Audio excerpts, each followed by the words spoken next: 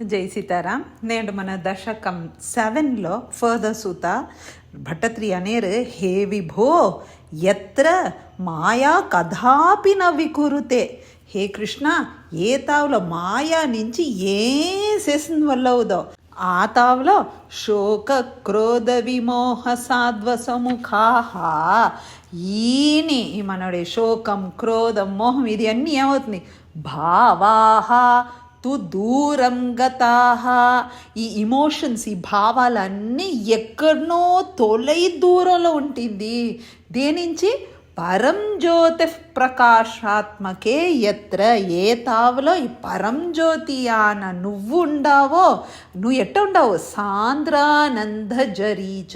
సాంద్ర అంటే ఏర్కనవే మన దశకం 1లోనే చూసామంటే అట్నే డెన్సా ఇవాళ అంతే మల పొలుంచున అనేప్పుడు ఆ మేహం ఎట్ట కరువు మేహన నిండిన మేహం ఎట్ట ఉన్నా ఆ జాడ కుమింజిపోయి ఆనందం వచ్చి జరీ జరీ అంటే ప్రవాహం అని ఒక గంగ ఎట్ట ప్రవాహంగా పడుతుంది ఆ జాడకు ఆ సాంద్రానంద స్వరూపంగా ఉండి నా నువ్వు కృష్ణ విభావితం వైకుంఠ రూపం తత్తెధామ. హే కృష్ణ, నువ్వు ఆ బ్రహ్మాజీ నీయోడ ఆ వైకుంఠ రూపంననే నువ్వు అతన్ని ఎత్తిసుంచావే అని చూసి దాన్ని ఇక్కడ సర్వత్ర గోవిందనామ సంకీర్తనం గోవింద గోవింద వైకుంఠ భగవానుడ దర్శనం అవుతుంది. దాని శ్లోక చదివేప్పుడు ఈ తావుల సర్వత్ర గోవిందనామ సంకీర్తనం అనేది మన చెప్పుతాం.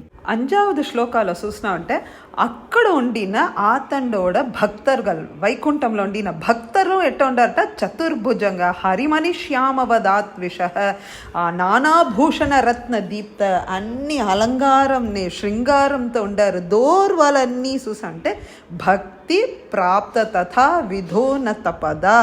దోర్ నీ మీద అతీహ భక్తి తీవ్రమైన భక్తి చేసి ఈ వైకుంఠం అనే పదవి ఆడంజారో వాళ్ళు భగవాన్ ఏం చేశారు సారూప్య తన్నోడ రూపమానే వాళ్ళని ఆకిత్నారు అనేది చూసాం.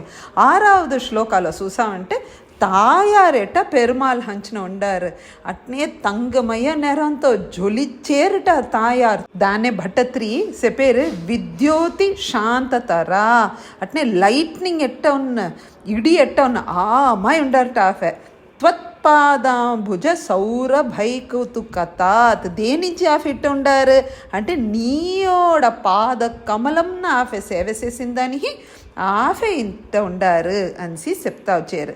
அடுத்தது 7th శ్లోకాలో చూసామంటే భట్టత్రి చెప్పారు బ్రహ్మాజీ ఏవం ప్రతిదర్శితే తత్ర ఇట్ట కాచిచ్చారట ఎక్కడ వైకుంఠంలో ప్రతి నిజ పదే తన్నోడ లోకల రత్నాసనాధ్యాసితం ఆ రత్నమయ పీఠంతో భగవాన్ ఎట్ట ఉండారు శంఖచక్ర పీతాంబరధరిహ శ్రీవత్స కౌస్తుభంతో సేరి వనమాల ధరించి ఆహోటి అలహతో పొలుంజుంటా కాచిచ్చేరు మన బ్రహ్మాజీ.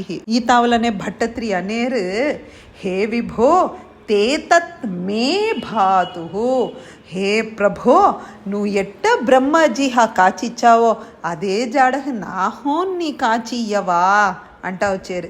ఎట్ట అవుదని 9వ శ్లోకాలో చూసా అంటే బ్రహ్మాజీ ఈ చూసిన అల్లహులో మయంగిపోయి దానే భట్టత్రి అనేరు దృష్ట్వా సంభృత సంభ్రమ కమలభూ హర్షావేశ్వ సంవద.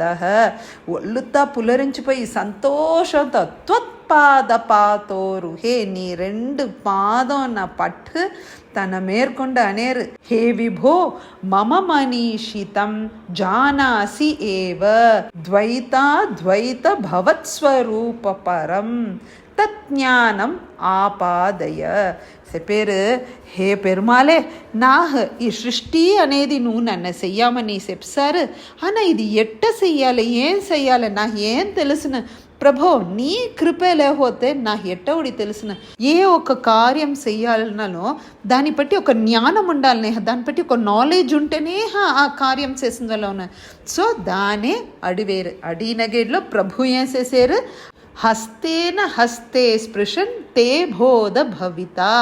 భగవాన్ ఏం చేశారు ఆ బ్రహ్మాజీ 2 పాదన పట్టును సరే ఆ 2 చెయ్యిన పట్టు నేను నీ నాలెడ్జ్ ఇచ్చాను అని చెప్పి భగవాన్ చెప్పారు, బంధ అపి న సంజాయతే. నువ్వు చేసే ఈ క్రియేషన్ అనే చెయ్యల్లో నీకు ఏ బంధము నీకు ఉరువనే ఉరువవదు. ఇతి గిరం ఆభాష్య ఇట్ట చెప్పి భగవాన్ బ్రహ్మాజీవుడ హృదయంలో వసిచ్చు ఆ పడైతల్ అనే తొలిల్ చేసింది ఊక్కి పెట్టారు. దీంతో మనకు 7వ దశకం కంప్లీట్ అవుతుంది. జై సీతారాం.